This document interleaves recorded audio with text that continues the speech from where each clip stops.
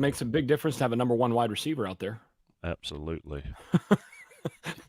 Just sort of makes you wonder what this offense might have looked like if you'd had Tez Walker and Nate McCollum out there. It's too soon, brother. I But think I think they would be elite yeah, if they had that. yeah, I think you're looking at a top five or probably at least a top 10 offense in the country with those two. And, you're looking at potentially top five overall production on the season if you add McCollum and Walker out there together with the rest of the group, because it opens everything up. It changes things. And, I think it's not just this game that I paid attention to yesterday, but South Carolina gave Georgia all they could handle. Right. So, we that's one of the things we talked about after week one is you always have to be careful of overreacting to a week because it's not clear. Okay, is this team that good or is that team that bad? Right? You never really know. Week 3, things start to come into focus just a little bit. You start to see the picture starting to get a little less grainy and all of that. And one of the things that we saw was South Carolina's not world beaters, right? They're not, they couldn't finish the job against Georgia. But that was a team that was up 14-3 against Georgia at the half. Right? Now, I don't think that Georgia team is what that Georgia team was the last 2 years either. But I think there's a little bit of they've been Stacey Searles a little bit up front. And I don't think that the quarterback situation there is quite as good as it's been. But yeah, I mean, that tells you something else about this Carolina team, I think, is that South Carolina win, as impressive as it was a legitimate win, was something that was over a team with a pulse, not over a team that really just didn't have anything together. So that's another thing to take away. But to me, it's how different the offense looks when you've got a number one, which is what we talked about. If he's healthy and he's in there, that changes things because they were going to run a lot of things through him. And the thing is, I said that before the game, and then I was surprised by how much they ran through him in the first half. He had 11 catches or whatever in the first half, and it's like, okay, guys, like now you're just doing this just to do it. I mean, like this is getting ridiculous, but it makes a big difference. It makes a huge difference for the offense the rest of the year, and I think Pitt and others who are on the schedule coming up are on notice that it's a much more balanced Carolina offense than what we've seen the last couple of years.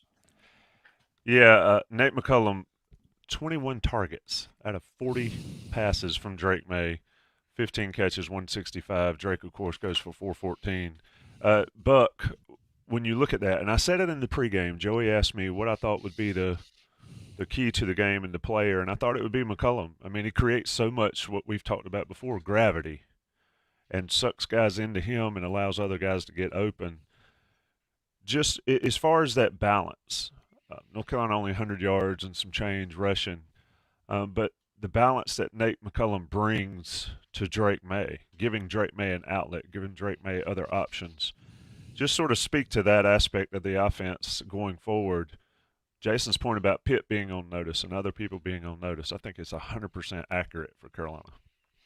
I think what you said, Tommy, about McCollum kind of covered the waterfront and Jason's comments as well.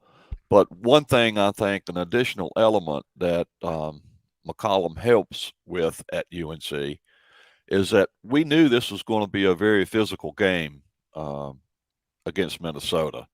And watching the game, you could see that. You know, when Minnesota hit UNC players, they hit them. You know, they weren't messing around.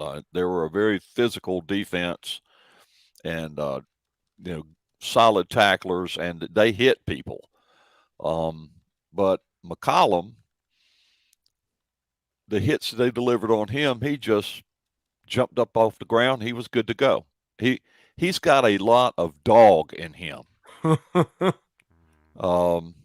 So having that dog in him and being able to illustrate that to the team and allow that to become a little bit more contagious, not just in the wide receiver core but across the entire team. I mean, he can take a licking and keep on ticking out there. And I thought that North Carolina answered the challenge of having to play more physical fairly well against Minnesota, more so, I think, than I was expecting them to. Now, they had a good number of chunk plays on the ground. I think like 6 plays or so over 10 yards.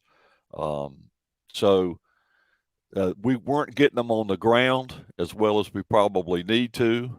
But at the same time, I think McCollum adds to what Mac Brown wants to be culturally, which is a more physical, more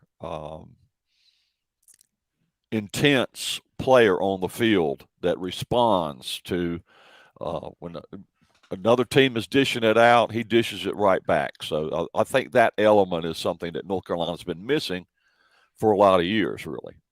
Yeah, Jason, follow up there. I thought Drake got popped early, and I think he said it was a stinger. It was one of those shots that he felt it, but he wasn't coming out of the game. But just sort of speak to North Carolina's physicality this year. I think, and I don't want to overplay it, but they've played some tough physical teams already, and they will next week as well. But Carolina seems to be a lot more physical football team across the board than they've been in the past 2 or 3 years. It makes sense with who they added to the coaching staff, but just sort of chime in on that there. Yeah, I mean, this is what we talked about when we were talking about how they, in the practices we observed, they spent a good amount of time doing inside run drill between the offensive and defensive lines and the running backs and all that, and really putting an emphasis on that physicality. And you saw that in this game. You saw that against South Carolina, like you mentioned before. And Buck, the one hit that really stood out to me on with McCollum was the one on the left sideline where safety came up and really popped him, and the safety went down and McCollum stayed up and just kind of looked down at him on the sideline. And I was just like, oh, okay. Now, that's a flex. Like that's one of those, like, okay, you just gave me your best shot and I'm still standing. That's a psychological thing. And this team had a lot of that in them. I also think there's something to having, they're rotating a pair of backs that are 225 pounds or above, right? It helps your overall offensive physicality when you're turning around and you're handing the ball to 220, 225, 230 pound backs that are pounding the rock and moving forward. And they didn't run the ball as well in this game as I think they'd like. I mean, looking at the numbers here, you had 13 carries. Omarion had 13 carries for 46 yards, 3.5 per carry. British had 11 carries for 25 yards, 2.3 per carry. Those aren't good numbers, but they were able to do it enough to be balanced and to keep the defense honoring that run threat. And even when they were getting tackled, they were delivering blows to the backers and whomever were tackling them as well. So that helps. But I think you could see the difference in emphasis that they put on this in terms of the general sense of physicality on the team.